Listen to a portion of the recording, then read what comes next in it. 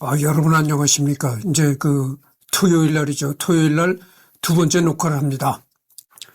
오늘이 2026년 3월 21일 오전 11시 27분을 가리키고 있네요. 이제 여기서부터 할 자리입니다. 제갈량 업적 부분은 끝났어요. 끝났고, 지금은 제갈량 평가 부분에 들어가서 지금 하고 있는 겁니다. 의논한 자들이 혹 의심하기를 제갈량의 문체가 아름답지 않고 정령주지함이 지나치다고 합니다. 그러니까 문체라는 건 문장, 제갈량이 쓰는 그 문장, 그다음에 정령주지라는 건 여러 번 반복하여 꼼꼼하다 이런 뜻을 가지고 있는 한자죠. 신이 어리석은 생각으로는 고요는 대연이고 주공은 성인인데 상서를 살펴보면 고요의 계책은 간결하고 우아나 주공의 가르침은 번잡하고 상세합니다.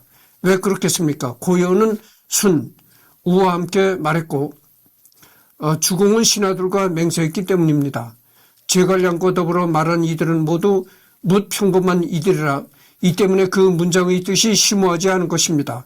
그러나 그 가르침과 남긴 말은 모두 경사종물하여 공정하고 성실한 마음이 그의 문묵에 드러나 조기 그 의리를 알만하며 지금에도 유익한 점이 있습니다. 엎드려 생각컨대 폐하께서는 예성인을 힘써 본받으시고 호탕하여 꺼리는 바가 없으시니 이 때문에 비록 적국의 비방하는 말일지라도 모두 쉽게 하고 고치거나 숨기는 바가 없어 이로써 대통의도를 밝히셨습니다. 삼가 베껴 적어 저작국에 올렸습니다. 신진수는 실로 두렵고도 두려워 머리를 조아리고 또 조아립니다. 죽을 죄를 지었습니다. 이거는 태시 10년, 이때가 이제 서기 274년 2월 1일 계사일 평양후 상 신진수가 올립니다. 이렇게 돼 있습니다. 진수라는 것은 이제 삼국지 제갈량전, 삼국지 제갈량전 중에서 274년 제갈량집을 지으며 올린 진무제 사마염에게 올린 상소문이라고 합니다.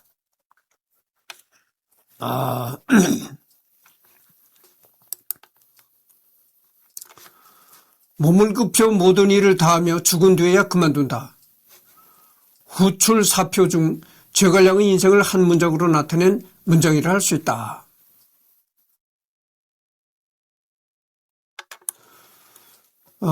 그러니까 이거는 이제 제갈량을 비난하는 그런 내용이죠. 근데 어쨌든 간에 사람 사는 세상이 그렇잖아요.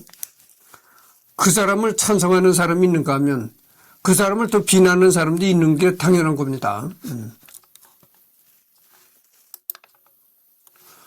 내가 공명을 얻은 것은 물고기와 물을 만난 것과 같다. 유비가 관우 장비에게 충무 후는 영명하고 고미하며 장강가에서 위나라 군대를 경멸시킬 책략을 바쳤다.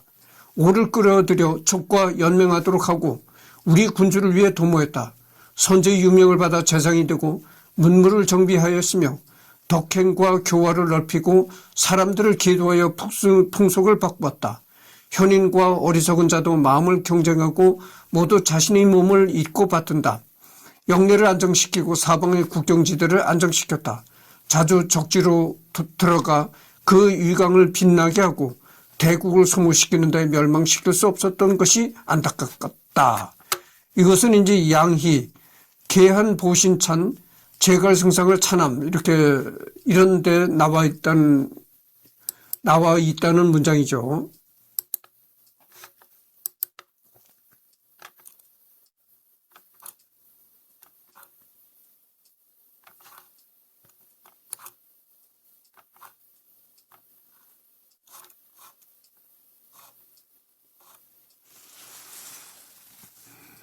잠깐만요.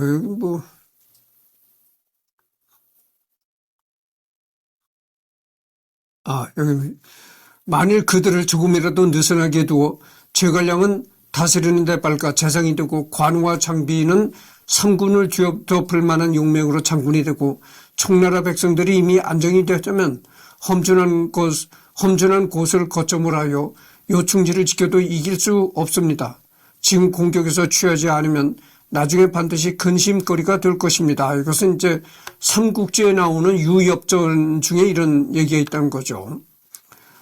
유비는 웅대한 재주가 있고 제갈량은 나라를 잘 다스리며 손권은 허실을 알아보며 육소는 병세를 잘 보니 험준한 곳에 운과여 요해지를 지키고 강과 호수에 배를 띄워두고 있으니 모두 도모하기 어렵습니다. 이것은 삼국지 가부전 중에 나오는 글이다 이런 얘기죠. 유비는 관대하고 어질면서도 법도가 있으며 사람을 얻는 데 사력을 다합니다. 제갈량은 다스림에 통달하고 변화를 알고 바르면서도 모략이 있으니 자상으로 삼을 만합니다. 장비 관우는 용맹하면서도 의리가 있으니 모두 만인지적으로 장수를 삼을 만합니다. 이 세 사람 모두 인걸로 유비 지략에다가 새 인걸이 그를 보조하니 무엇을 성공하지 못하겠습니까? 이거는 이제 삼국지 손주전 주석부자 중에 나오는 글이라는 거죠. 지금 제갈승상은 재능이 탁월하고 걸출하여 아직 싹트지 않은 일을 깊이 볼 수 있으며 유비 유언을 받아 고아를 맡아 말세에 다시 일어나는 왕실을 보조하며 사람들을 의심하지 않고 공적을 기록하고 과실을 잊었습니다. 그것은 이제 삼국지 역예전 중에 나오는 글이다 이런 얘기죠. 현덕이 옛날 공명을 오해 보내는데 내가 한 번은 자유에게 말하길 경과 공명은 형제이며 또한 동생이 형을 따른 것이 의로움의 순리이니 어찌 공명을 머무르지 않게 하겠소. 공명이 만약 여기에 머물러 경을 따른다면 내가 응당 그로를 보내 현덕 밑에서 풀어주겠으니 그 뜻은 자연히 사람을 따르는 것일 뿐이오. 라고 했더니 자유가 내게 답하길 아우량이 남에게 절개를 굽히고 인질로 붙잡혀서 명분을 정하여도 의로움에 두 마음이 없습니다. 아우가 머무르지 않는 것은 제가 가지 않은 것과 같습니다라 했으니 그 말은 그야말로 신명스러움을 되뚫는 것이었소. 지금이라도 어찌 응당 이런 일이 있겠소? 삼국지 제갈근전 중에서 이릉대전 발발 직후 제갈근에게 참소가 돌자 손권이 그를 변호하며 이런 말을 했던 거죠. 제갈량은 계략을 통찰함으로 반드시 신성한 생각을 굽혀가며 펼치는 것이 마땅함을 알 것이며 게다가 하늘에서 내려준 것과 같은 조정의 은혜를 입었습니다. 제갈량의 마음을 미루어 보면 틀림없이 의심이 없을 것입니다. 이것은 이제 오나라의 장운 촉관에서 사신으로 파견되며 이런 글을 남겼던 거죠. 유연은 매번 제갈량을 따라 출진할 때마다 번번이 군사 10,000명을 청해 제갈량과 서로 길을 달리하여 동관에서 만나 한신이 고사처럼 하고자 했으나 제갈량 이를 지지하며 허락하지 않았다. 유연은 늘 제갈량을 겁이 많다고 하며 자신의 재주가 모두 쓰이지 못한다고 한탄했다. 삼국지 유연전에 이렇게 나와 있다는 거죠. 제갈량은 산을 거점으로 굳게 지키다가 지금은 스스로 왔으니 이는 병서에서 말하듯이 사람을 끌어들이는 기술과 합치되어 하물며 제갈량은 삼군을 탐하여 전진할 줄만 알고 물러날 줄을 모르니 이제 이때를 이용한다면 그를 쳐부수는 것은 필연적이요. 삼국지 명제기 주석 유서에서 인용 조회가 조정의 신하들에게 이렇게 말했다는 거죠. 그러니까 뭐 여기 보면 제갈량을 아까도 내가 얘기를 했지만 제갈량을 또 칭찬하고 아주 치켜 올리는 사람이 있는 반면에 제갈량을 깎아내리는 사람이 있다 이런 얘기죠. 그러니까 뭐 제갈량은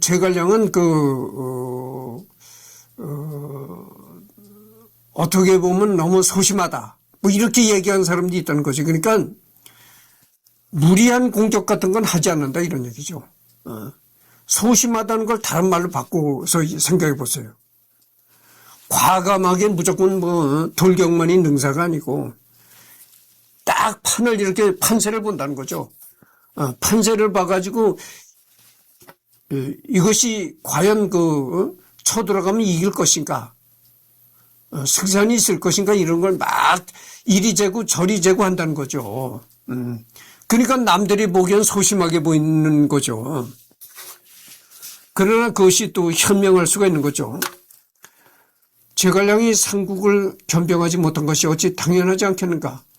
무릇 진나라는 순임보를 살렸으니 패법하여 공을 이루었고 초정 왕은 득신이 자신에게 도움이 된다는 것을 몰랐기에 그를 죽이고 거듭 패배했다.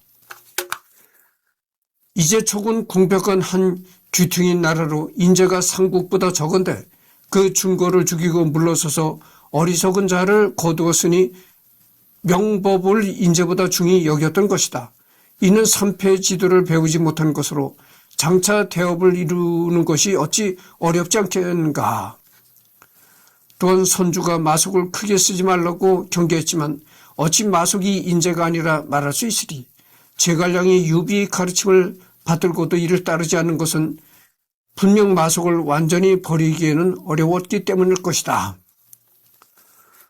천하의 재상으로 큰 공을 세우려 하면서 재능을 헤아려 인물을 제한하지 않고 그 그릇에 따라 일을 맡기지 않았다.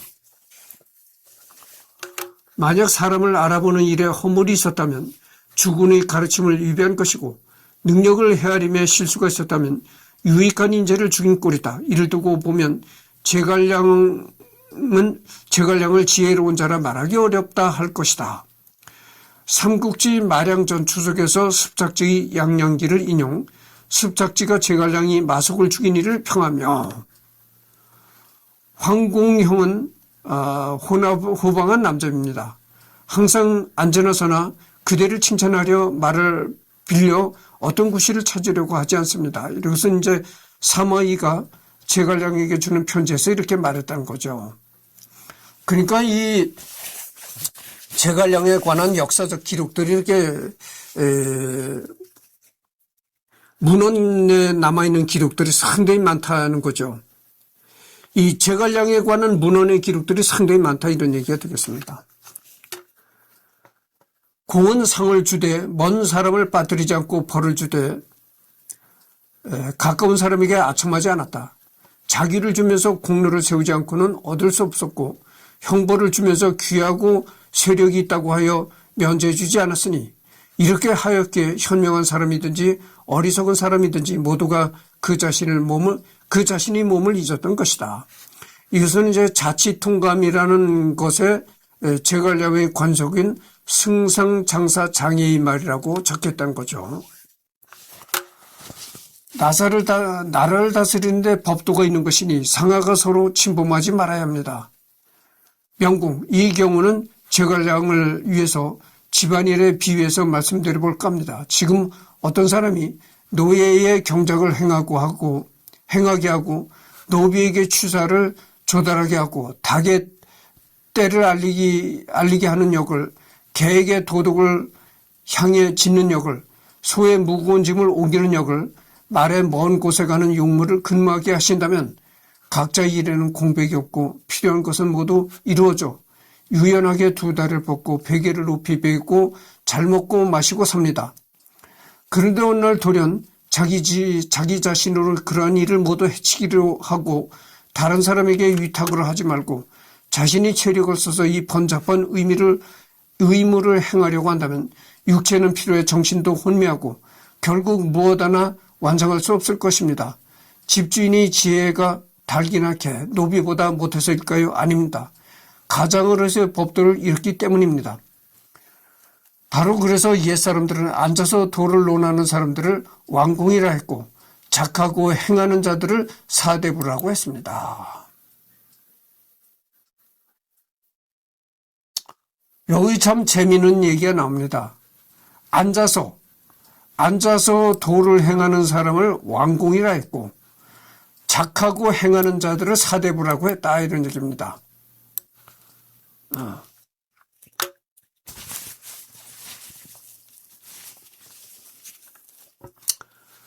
그러니까 여기 나오는 얘기는 뭐냐면 이런 얘기예요. 닭에게는 때를 알리는 역을 맡기고 개에게는 도둑이 나타나면 짖는 역을 맡게 하고 소에는 무거운 짐을 옮기는 역을 맡게 해라. 이런 얘기입니다. 그러니까 요즘 말로 한마디로 얘기하면 이겁니다. 적재적소에 적당한 인재를 채용해라 이런 얘기죠. 적재적소에 맞게 써라. 그러니까 물건을 움직이는 데는 소를 쓰고, 그리고 이른 아침에다 때를 알리는 데는 닭을 쓰고, 이런 얘기죠. 그러니까 적재적소에 맞는 인재를 써라 이런 얘기죠.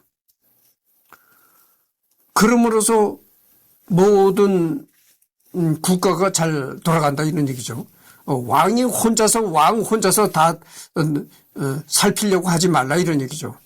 그렇게 되면 정신도 피곤해지고 여러 가지가 곤란해지는 경우가 있다. 그러니까 적재적소에 사람들을 쓰고 그럼으로써 그러고 그 왕이라는 사람은 이제 아주 큰 그 흐름 그런 데만 집중해라 이런 얘기죠.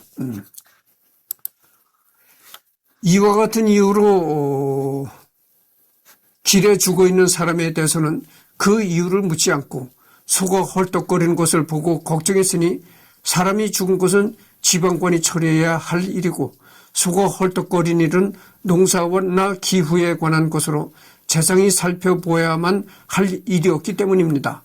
한문제 시절의 승상 진평은 화폐나 곡물의 수량에 대해서는 알려고조차 하지 않았는데 이는 담당자가 따로 있기 때문이라고 했습니다. 실로 병길과 진평은 통치 체계에 통달했다고 할 수 있습니다. 지금 영공에는 정치를 실시하기에 즈음에 몸소 출납부를 조사하시고 하루 종일 땀을 흘려 오셔집니다. 너무 노동에 과중하지 않을까요? 이것은 이제 양양기 중에 이런 글이 실려 있다는 거죠. 제갈량은 생각이 많고 결단력이 부족하니 필시 영체를 안돈하여 스스로 방비를 굳게 한 뒤에야 보리를 수확할 것이요. 우리가 이틀 동안 급히 행군하면 충분하오. 이것은 이제 그 사마이가 제갈량이 상주히 보리를 수확한다는 말을 듣고 두려워서 장수들에게 이런 이제 얘기를 했다는 기록이죠. 그러니까 이제 제갈량이 아끼도 내가 얘기했지만 이 제갈량의 기록이라는 거는 그 삼국사기 말고도 여러 이제 역사서에 이렇게 제갈량의 기록들이 많이 이제 기록이 되어 있다는 거죠. 제갈량은 덫이 크나 기회를 살피지 못하고 꾀가 많으나 결단력이 부족하고 용병을 좋아하나 임기응변이 없으니 비록 10만 군사를 이끈다 한들 내 계획 속으로 빠져들 뿐이라 반드시 격파할 수 있다. 이것이 사마이가 동생 사마부에게 이런 글을 썼다는 거죠. 제갈량은 뜻 자체는 크나 생각 자체는 크나 이 적절한 기회를 살피는 그런 능력이 없다. 그리고 기회는 많으나 결단력이 없다. 그래서 제갈량과 싸우면 제갈량이 별거 아닐 것이다. 뭐 이런 얘기인 거죠. 그러니까 뭐 이런 제갈량이 이렇게 흠이 많고 별거 아닌 인간이다 이렇게 깎아내린 거죠.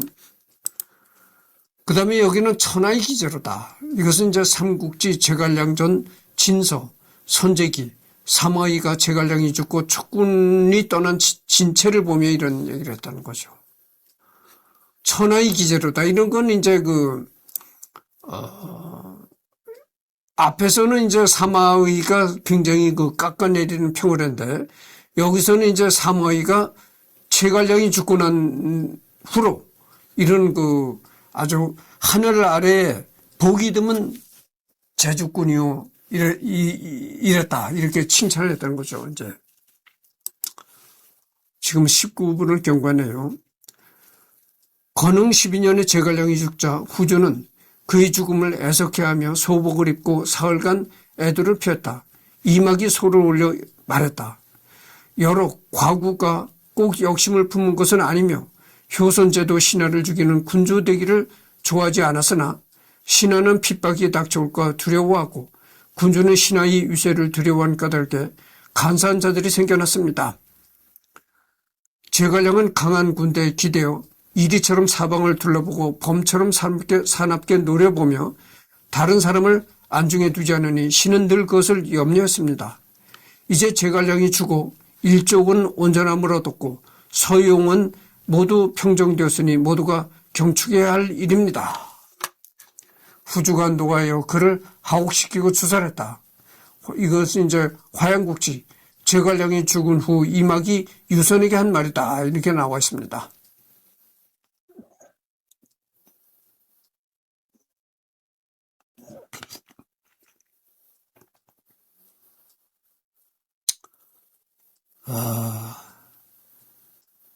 그래서 이렇게 제갈량이 죽자 이막이라는 사람이 이 제갈량이 죽자 이막이라는 작자가 유선, 그러니까 유비의 아들이죠. 유비의 아들이 이제 유비가 죽자 유비의 아들이 이제 권력을 장악했는데 제갈량이 죽자 이막이라는 자가 그 유비의 아들 유선에게 이렇게 제갈량을 깎아내리는 소를 올렸다가죠. 제갈량이라는 인간은 별거 아니다 말이 이러면서 그러니까 그 유선이란 유비의 아들 유선이 그 이막의 말을 듣고 이막 저놈을 붙잡아다가 옥에 가더라. 그리고 이막을 죽여버렸다 이런 얘기죠. 네가 그렇게 참 공적이 많고 위대한 제갈량을 이렇게 깎아내릴 수가 있느냐. 이래가지고 이막이라는 놈을 이제 주살했다 이런 얘기죠. 양호와 육항이 서로 상대할 때 사신이 오고 가면 육항은 양호의 동령을 칭찬해 악의나 제갈량도 이보다 더 훌륭할 수 없다고 하였다. 이것은 이제 진서 양호전에 나와 있는 얘기라는 거죠. 진무제가 제갈량이 나라를 다스리던 일을 묻자 번건이 대답했다. 잘못된 점을 들으면 반드시 고쳤고 긍지가 지나치지 않았으며 상벌의 신의 일을 보내니 좋기 신명을 감동시킬 만했습니다. 황제가 말했다. 훌륭하구나. 만약 내가 이런 임무를 얻게 보좌케 한다면 어찌 그 미일의 근심이 있겠는가. 이것은 이제 사마염의 자치 통감 중에 촉의 대신이었던 번건에게 제갈량이 촉을 다스리는 것에 대듣고 이런 걸 남겼다는 거죠. 그러니까 제갈량이라는 사람은 잘못된 점을 들으면 반드시 고쳤고 긍지가 지나치지 않았다. 그러니까 자부심이 지나치지 않았다. 자기 자부심이 지나쳐서 뭐 일을 그르치는 그런 게 없었다. 그러니까 이것은 뭐 제갈량을 또 극찬하는 얘기죠. 제갈량은 승상이 되어 백성을 어루만지고 예법과 규칙을 나타냈으며 관직을 간략하게 하고 권부의 제도를 느슨하게 하였으며 성실한 마음을 열고 공정한 정치를 실행했다. 충의를 다하고 시대에 이익을 준 자에게는 비록 원수라도 반드시 상을 주었고 법을 범하고 태만한 자에게는 비록 가벼운 죄를 지었더라도 반드시 사형에 처했다. 죄를 인정하고 반성하는 마음을 갖고 있는 자에게는 무서운 죄를 지었더라고 하더라도 반드시 석방했으며 진실을 말하지 않고 말을 교묘하게 꾸미는 자에게는 비록 가벼운 죄를 지었다 하더라도 반드시 사형에 처했다. 그러니까 이건 뭐냐면은 좀 무거운 죄를 지었어도 내가 죽을 죄를 지었습니다. 이렇게 이런 태도를 가진 사람한테는 죄를 약하게 이제 물렸고 비록 죄 자체는 가벼운 죄지만 별거 아닌 죄지만 나는 그런 일을 안 했습니다. 이렇게 발뺌하고 이러는 자들한테는 가벼운 죄를 지어서도 죄를 많이 부과했다는 얘기입니다. 선행을 하면 작은 일에도 상을 주지 않는 적이 없으며 사악한 행동을 하면 섬세한 것이라도 처벌하지 않은 적이 없었다. 각종 사무에 정통하였고 사물은 그 근원을 이해하였으며 사람의 말에 근거하여 그의 행위를 관찰하고 허위로 가득한 사람과는 함께 있지 않았다. 그 결과 청나라 격리의 사람들은 모두 그를 존경하고 아꼈으며 형법과 정치가 비록 엄격하였으나 원망하는 자가 없었다. 이것은 마음을 공평하게 쓰고 상 주고 벌 주는 것을 분명하게 했기 때문이다. 제갈량은 세상을 다스리는 이치를 터득한 걸출한 인재로서 관중, 소아와 비교할 만하다 할 수 있다. 뭐 이런 얘기는 진수 삼국지 자치통담 중에 나오는 얘기라는 거죠. 한조가 기울고 천하가 붕괴되자 호걸들이 다투어 신기를 탐내었다. 유씨는 중토를 차지하고 유씨는 이주를 점거하니 아울러 해내에서 거병하며 당대의 패주가 되었다. 제갈 삼아 두 재상은 이때 이르러 명주에게 몸을 맡겨 혹 촉한에서 공을 세우고 혹 이수 낙수에서 사책의 이름을 남겨 공을 세우고 조비와 유비가 죽고 난 뒤 후사가 대를 잇자 각각 보필이 임무를 받아 어린 주인을 보필하며 승낙한 성심을 저버리지 않고 또한 일국의 종신으로 패왕을 어질게 보조했다. 전대를 살펴 근래의 일을 보면 두 재상의 우열은 가히 상세히 알 수 있다. 공명은 파 쪽에서 일어나 하나의 줄을 차지하고 이라는 엄청난 대국과 겨루었는데 군사와 백성들하고는 위나라의 9분의 1밖에 되지 않았다. 공명은 농업과 군사일 그리고 형법 등을 잘 정비했기 때문에 수만 명의 군사를 이끌고 파죽지세로 기산까지 쳐들어가 황하와 낙수의 물로 말의 목을 축일 뜻을 품을 수 있었다. 중달은 10배나 되는 땅과 거기 있는 수많은 군주를 기반으로 견고한 성지와 강대한 군사력을 보유하고 있었지만 자기 자신이 보존에만 급급할 뿐 적을 깨뜨리지 못하고 제갈량이 제멋대로 날뛰도록 내버려뒀다. 만약 이 사람이 죽지 않았다면, 만약 이 제갈량이 죽지 않았다면 끝내 그 뜻을 펼치며 해를 이어 궁리하고 바삐다 그치며 모략을 일으켰을 것이니 즉 옹주 양조는 갑옷을 벗지 못하고 중국은 안장을 풀 수 없어 승부의 형세는 또한 이미 결정되었다 할 것이다. 지난날 자산이 정나라를 다스릴 때 제후들이 감히 군사를 내지 못하고 촉상이 이에 가깝다 할 수 있으니 사마의에 비하면 또한 뛰어나지 않은가. 이제 중달의 제주는 공명보다 못하며 당시 세력은 지난날과 다르니 현덕이 적과 맞섰는데 공명이 어찌 출근하여 적을 도모하지 않을 수 있겠소. 옛날 악의는 약소한 연나라 군사로 5나라의 군사를 겸하며 강국인 제나라로 장구해 70여성을 떨어뜨렸소. 지금 촉간의 병졸은 연나라 군보다 적지 않고 군신 간의 결속은 아기 때보다 더 신의가 있어. 게다가 우리 국가와 순치의 도움이 있어 동서로 상응하고 배처럼 머리와 꼬리가 되면 형세가 중대져 5나라의 군사에 비할 바가 아니니 어찌 저들을 꺼려 볼 수 불가하다는 것이오. 무병은 기로서 승리하고 지로서 적을 제압하는 것이니 토지 넓고 좁음이나 인마이 많고 적음에만 편벽하게 의지해서는 안 돼요. 내가 그의 치국한 형체를 보면 당시에 이미 엄숙하고 가지런했고 그 가르침이 뒤에도 남았으며 그 말에 이르러 간절하고 진취의 뜻을 진술하여 충성스러운 계책과 충직하여 주인에 대한 의의가 드러나니 비록 옛날 관중 안형이라고 해도 어찌보다 더하겠소.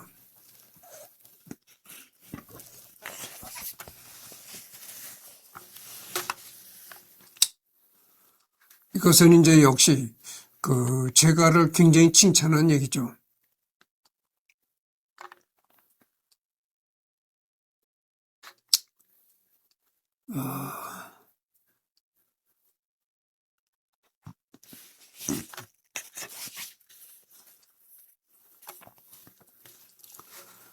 과거 관중은 백시의 변업 300호를 몰수했지만 백시는 평생 동안 원한의 말을 하지 않았다.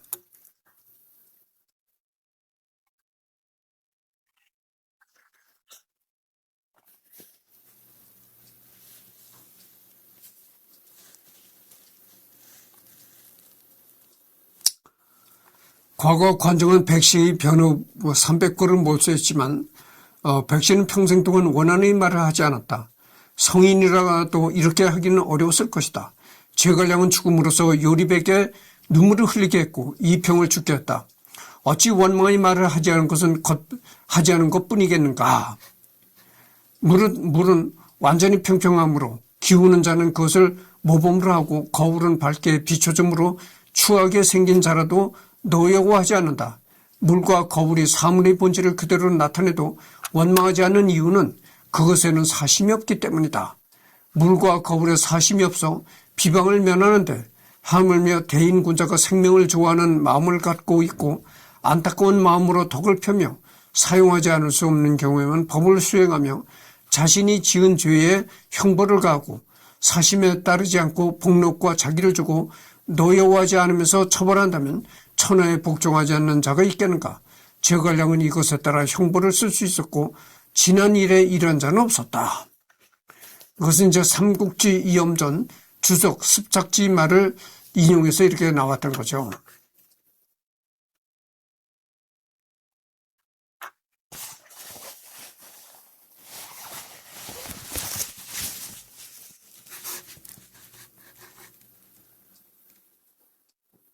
예를 들어서 얼굴이 이렇게 혹이 크게 달린 사람이 거울을 봐. 그럼 거울에도 혹 달린 사람이 보인다 이거죠. 원래 거울 앞에 서 있는 사람이 혹이 달린 모습이니까 거울에 나타나는 모습도 혹이 달린 모습이다 이거죠. 그래서 거울은 있는 그대로 보여줘. 사심 없이 보여준다. 그래서 내가 혹이 달렸는데 딱 거울 앞에 서니까 거울에 딱 혹이 달린 사람이 나타나서 그렇다고 해서 거울을 누가 욕을 하겠는가 그 말이죠. 그게 왜냐면은 거울에 그렇게 혹 달린 사람을 보여준다 해서 야, 네 거울이 나쁜 놈이다 이렇게 거울을 보고 누가 욕을 하겠는가 그 말이죠. 거울은 사심이 없다. 사심이 없이 그대로 나타내 줄 뿐이다. 그래서 거울을 보고 욕하는 사람이 없다 이런 얘기죠. 파촉에서는 이후에도 오랫동안 그 통치를 연모하고 그리워했다. 사후 묘의 건립을 요구하는 소리가 곳곳에 울려 특별히 의논하여 면양에 세워졌다. 습작치. 제갈량이 죽은 세상을 떠난 그 후에도 제갈량을 그리워하고 연모하는 사람이 많다. 이런 얘기입니다.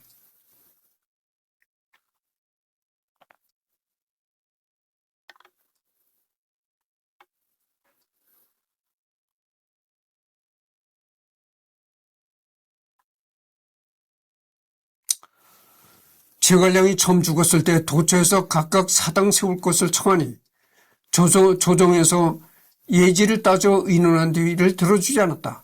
그러자 백성들은 시절에 맞춰 도로 위에서 사사로이 제사를 지냈다. 가난한 이 중에 어떤 이가 청을 들어주어 성도의 사당을 세우자고 했으나 후조는 따르지 않았다. 보병, 교위, 수병, 중서랑 상충 등이 함께 표를 올렸다. 신이 듣기로 주나라 사람들은 소백의 덕을 기려 감당을 베지 않았고 월왕은 법녀의 공을 생각해 금을 주조해 그 형상을 보존했다 합니다. 한나라가 흥한 일에 작은 선행과 덕으로도 그 형상을 그려 사당에 세워진 자가 많습니다. 하물며 제갈량의 덕은 멀고 가까운 곳에 모두 번복이가 되며 그 공훈이 계세를 덮으니 왕실이 무너지지 않은 것은 실로 이 사람의 힘입었습니다. 그런데 증상을 사문에서만 지니게 하고 묘상을 빠뜨린 채 세우지 못하게 하여 백성들을 길거리에서 제를 올리고 융이들은 들판에서 제사 지내게 하니 이는 덕을 보존하고 공을 기른 바가 아니며 옛사람들이 술취하던 바도 아닙니다. 지금 만약 민심에 모두 따른다면 어그러져 전범에 맞지 않고 경사에 세우면 또한 종려에 가까우니 이것이 성회가 꺼리는 까닭이라 생각됩니다. 어리석은 신이 생각컨대 제갈량의 묘에 가까운 면양에 사당을 세워 친속으로 하여금 때마다 제를 올리게 하고 무릇 그 신하나 옛 관원으로 제사를 올리려는 자는 모두 그 사당에서만 지내도록 한정하여 사사로운 제사를 끊는 것이 정례를 존중하는 길이라 생각합니다. 이에 비로소 그 말에 따랐다. 양양기에 나와 있다는 거죠. 수많은 그 사서에 이 제갈량의 기록들이 이렇게 많이 이제 나와 있다는 얘기죠.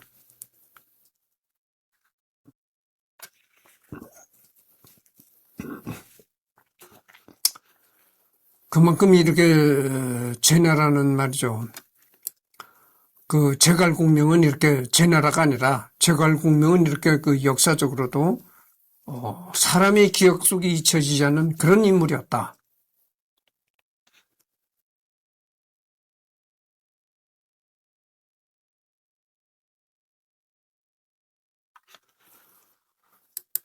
진나라 초 부풍왕 사마존이 관종을 진수할 때 사마 고평 사람, 유부, 장사 형량 사람, 환습 등 여러 관속 사대부들이 제갈량에 대해 함께 논했다. 이때 논의하는 자들 다수는 제갈량이 잘못된 곳에 몸을 맡겨 촉 백성들을 수고롭게 했으며 힘은 적으면서 계획만 거창하게 했으니 자신이 덕과 영령을 헤아리지 못했다고 비웃었다. 금성 사람 곽총은 제갈량의 임기응변과 지혜, 뛰어난 지략이 관중 안영보다 뛰어난 점이 있으나 공업을 이루지 못해 논자들이 미혹되었다고 하며 세상에 알려지지 않은 제갈량에 관한 5가지 일을 조목조목 제시했다. 유보 등이 또한 다시 반박하지 못하고 부풍왕은 개연히 곽총의 말이 옳다고 했다. 촉은 용을 얻었고 오는 범을 얻었으며 위는 개를 얻었다. 세실신호라는 곳에 이렇게 나와야 되는 거죠. 제갈량이 비록 영웅과 패자의 재능을 갖췄으나 주인이 중흥의 그릇이 아니었고 변변찮은 촉으로 이어 폐기된 천명을 따라 강한 위를 복탄하고자 하였으며 상국과 필적하였으니 또한 어렵지 아니하였던가. 화양국지의 저자상고 동윤을 제외한 촉한 사용과 강요의 평가 중에 이런 말이 나와 있다는 거죠. 옛 모습 그대로 보고 싶어 남은 자취 찾아왔소이다. 그대가 남긴 일 끊어질까 염려되어 남산이 돌들이 속삭입니다. 환운 당월임 중 347년 백제성 인근 팔진도 유적을 답사하고 이런 말을 했다는 거죠. 환운이 촉을 정벌하였는데 제갈 무후 때 소사를 지낸 사람이 아직도 있어 나이가 100살이었다. 환운은 묻기를 제갈 승상은 지금의 누구와 더불어 비교할 만한가 하니 자신과 비교할 만하다 여겨 마음으로 잠옷 자긍하였다. 대답하여 말하기를 제갈 군께서 계실 때는 또한 남다름을 깨닫지 못했사오는데 군께서 돌아가신 후부터는 그분과 비교할 만한 사람을 본 적이 없습니다 하였다. 그것은 이제 제갈 충무기라는 곳에 이렇게 나와 있다는 거죠. 왕경락은 한 시대의 영웅 호글이며 폐하께서는 그를 제갈무후와 비교하셨는데 오직 그가 죽을 때 했던 말만은 기억하지 않으십니까? 자치통감 중에 부융이 부견에게 간하며 이런 말을 했던 거죠. 만약 중화를 거닐며 그 뛰어난 재주를 펼쳤다면 중화의 선비가 많고 하여 어찌 가리고 막혔겠는가? 위나라의 몸을 맡겨 그 기량과 재능을 펼쳤다면 실로 진장문이나 사마중달도 능히 서로 대등하게 겨루지 못할 것인데 하물며 그 나머지 무리들이었겠는가. 이것은 이제 삼국지 제갈량전 중에 배송지가 최주평에게 제갈량이 위나라엔 뛰어난 선비가 많으니 가지 말라고 말한 부분에 추석을 달며 이거 뭐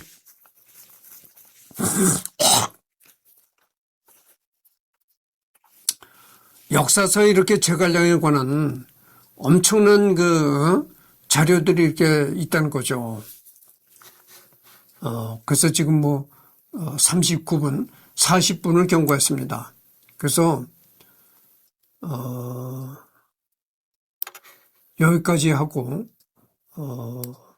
내일은 일요일 날이죠.